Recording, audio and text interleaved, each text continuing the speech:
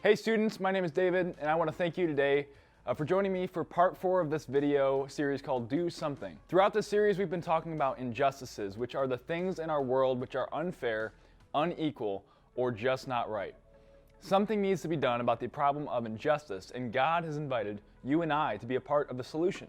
You are the somebody that can do something about injustice. For some of you, hearing this fires you up, and you're immediately feeling inspired to go out and change the world.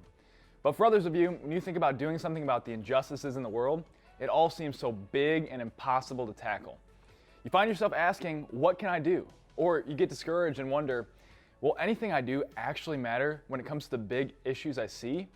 Or you think, these problems are so big, how could I possibly make a difference? Maybe you realize it's emotionally, mentally, and even spiritually exhausting to fight against the long list of injustices happening in our world. And even as much as we're talking about and praying about injustice, to a lot of us it feels like one of those problems we just can't solve. Standing up and doing something about injustice isn't easy. In fact, it's overwhelming. And it's something that feels like somebody bigger or stronger or older or more powerful should be doing something about it. But somebody has to do something. And I believe God has uniquely created each of us with gifts and talents which He wants us to use to do something about the injustices in our world. This fight against injustice is a big one for sure. There's nothing easy about it. But the key to our role in this fight is to never give up, no matter how difficult it gets or no matter how overwhelming it seems. When it comes to injustice, the key is to never stop doing something. To learn a little bit more about what God is calling us to do about injustices, I want to look at a letter written by James. He was a first century pastor who also just so happened to be the half-brother of Jesus. In this letter, he writes to a group of Christians who were facing severe injustices, and he challenged them by saying this: suppose a brother or sister is without clothes and daily food. If one of you says to them, go in peace, keep warm, and be well fed, but does nothing about their physical needs, what good is it? When you put it that way, it sounds pretty heartless. But you know what? If we're honest, I think that's what we're all tempted to do sometimes. When faced with such a large problem that we don't know how to solve, we often just settle for saying or posting something and doing nothing at all. When we see something unjust happening in our community, we think about how bad it is. We may even say so, but often that's where the involvement ends. When someone we know is struggling to have their needs met, we might say we'll pray for them, but if we're being honest, we probably will forget.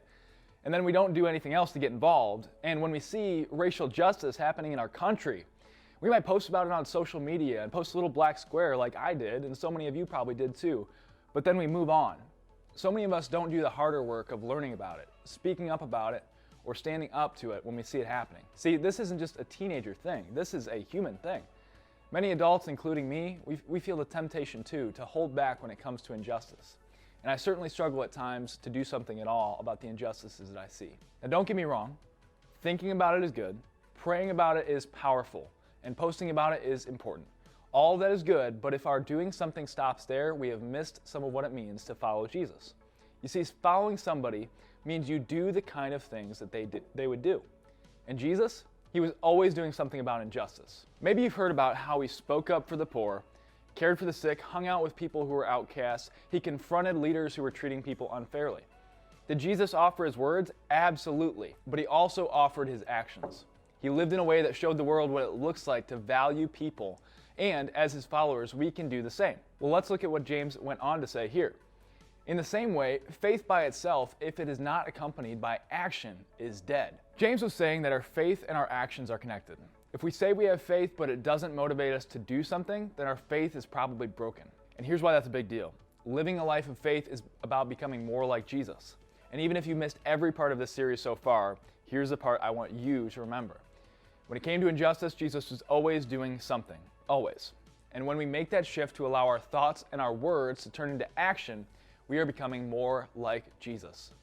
The things that make you feel sad or angry that you know aren't right, the injustices that motivate you to act, those things that hurt you and the people you love, those things are wrong in the world that God wants to see made right. And he wants you to do something about it. So when it comes to injustice, never stop doing something. At times, it's going to feel overwhelming. And we're going to be tempted to think that our little actions won't have any effect on such giant, big world problems. But small changes in the right direction still make an impact. Small, consistent actions over time from each one of us can make a big dent in the injustices we see. Doing something about injustice by speaking up for people, showing up to help, posting, and doing hard work is exhausting. Sometimes it means that you'll have the same conversations over and over. It may feel like you're not making any progress and nothing's working. You may feel like you're fighting a losing battle, and you probably will feel discouraged at times, and you'll wonder if this is a battle that can even be won at all. For encouragement through this, I wanted you to hear from Paul. He was another first century pastor, and he told this to the church in the region of Galatia. Let us not become weary in doing good, for at the proper time we will reap a harvest if we do not give up. Therefore, as we have opportunity, let us do good to all people. In the fight against injustice, the enemy wins when we give in to the discouragement and give up our fight. It's so important that we don't grow tired of making a difference in our community, in our nation, and in our world. The world needs us to answer God's call to feed the poor, to fight for the oppressed, and to care for the hurting and the broken in our world. So I urge you this: get involved in the fight for injustice. Take small steps to make a difference in any way you can. When the going gets tough, don't give up. Keep on going. Don't give in when the good work gets hard. Keep on going. Keep working, keep fighting. And as you spend time with your group today, I want you to talk about how you can get involved with the causes which matter most to you. And remember, when it comes to injustice, the key is to never stop doing something.